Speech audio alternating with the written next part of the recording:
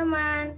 Perkenalkan, nama saya Silvana Simanjuntak dari kelas 4B. Di sini, saya dan teman-teman saya, kelompok 5, akan membahas mengenai tentang kesalahan dalam pembelajaran bahasa. Di sini, saya akan membahas tentang aneka jenis kesalahan dalam proses belajar bahasa kedua atau bahasa asing. Dalam aneka jenis kesalahan ini terdapat 4 pendapat para ahli. Yang pertama, berdasarkan penyebab si linker membagi kesalahan berbahasa menjadi 5 bagian, yaitu yang pertama ada language transfer, yaitu transfer bahasa sebagai kesilapan yang terjadi disebabkan oleh pemindahan unsur-unsur bahasa pertama yang telah memfosil ke dalam bahasa kedua. Yang kedua ada transfer of training, yakni kesilapan karena prosedur pengajaran. Kesalahan ini terjadi karena kesalahan guru pada saat mengajar. Yang ketiga ada strategy of second language learning, yaitu strategi belajar bahasa kedua dapat menimbulkan kesilapan sebab pendekatan yang dilakukan oleh pembelajar terhadap materi kaidah bahasa kedua yang sedang dipelajari. Yang keempat ada strategi of second language communication, yakni strategi komunikasi sebagai kesilapan yang terjadi karena pendekatan yang dilakukan oleh pembelajaran dalam berkomunikasi dengan penutur asli atau orang lain. Dan kelima ada overgeneration, yakni sebagai kesilapan karena generalisasi yang berlebihan.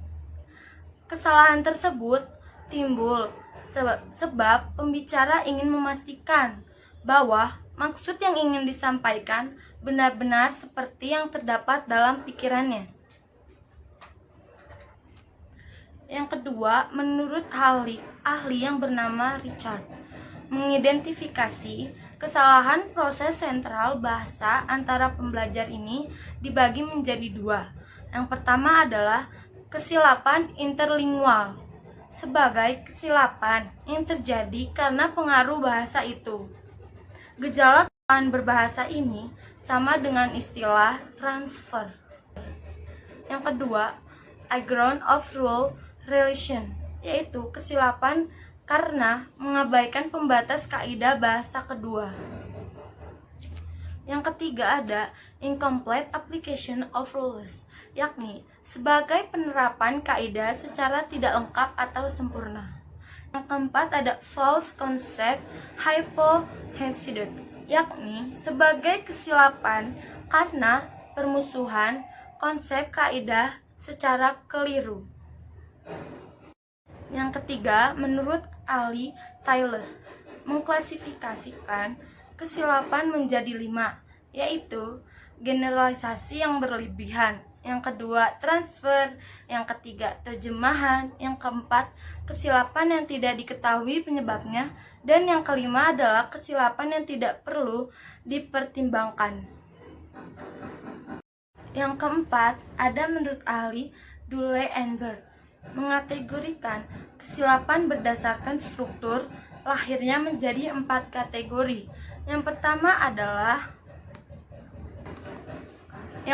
ada inference like goof, yakni kesilapan yang mencerminkan struktur bahasa ibu, tetapi strukturnya tidak dapat ditemukan pada data yang diperoleh bahasa pertama dalam bahasa kedua.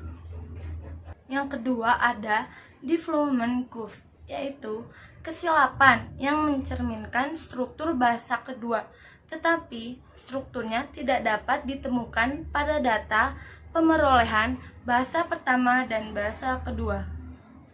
Yang ketiga ada ambigu goof, yakni kesilapan yang struktur lahirnya tidak dapat dikategorikan pada salah satu struktur bahasa pertama dan bahasa kedua. Yang keempat, unique goof, yaitu kesilapan yang tidak mencerminkan struktur bahasa pertama dan strukturnya tidak dapat ditemukan pada data pemerolehan bahasa pertama dan bahasa kedua. Demikianlah pemaparan materi yang sudah saya sampaikan. Mohon maaf bila ada salah kata. Terima kasih.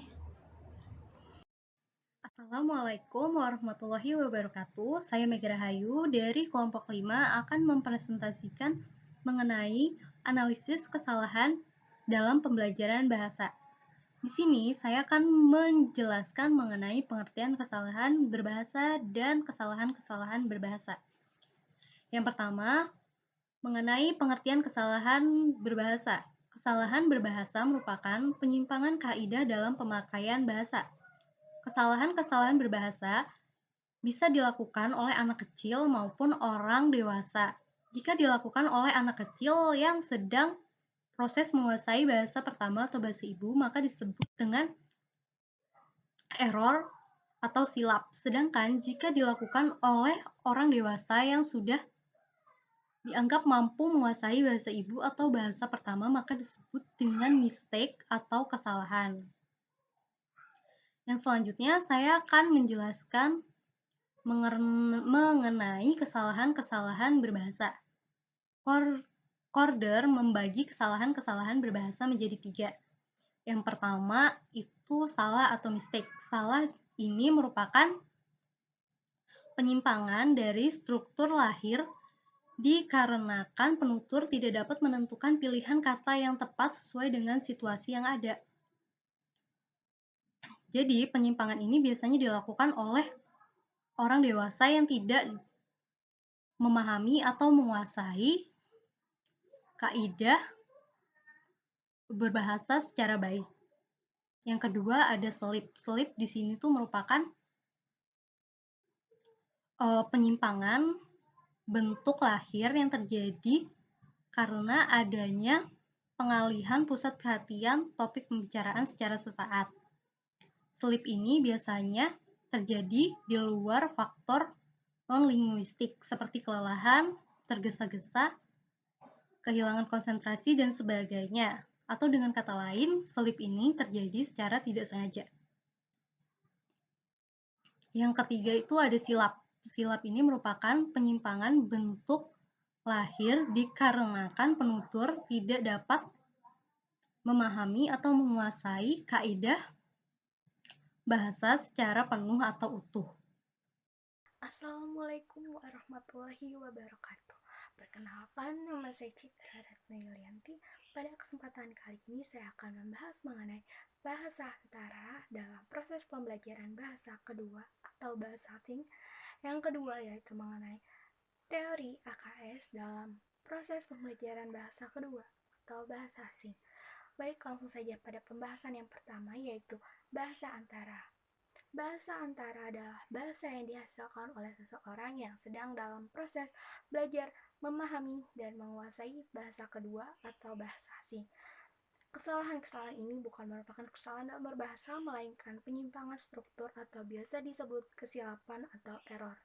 Baik, langsung saja kita masuk kepada pembahasan yang kedua mengenai teori AKS. Teori AKS adalah teori yang digunakan untuk menganalisis pembelajar dalam tujuan untuk mendapatkan diagnosis terhadap kesalahan-kesalahan berbahasa yang dilakukan pembelajar dalam usaha proses pembelajaran bahasa kedua atau bahasa asing. Hal ini juga disebutkan oleh Corder bahwa memiliki 3 tahap analisis kesilapan. Yang pertama yaitu tahap mengenal kalimat-kalimat idioskretik, yang kedua tahap mendeskripsikan, yang ketiga tahap menjelaskan.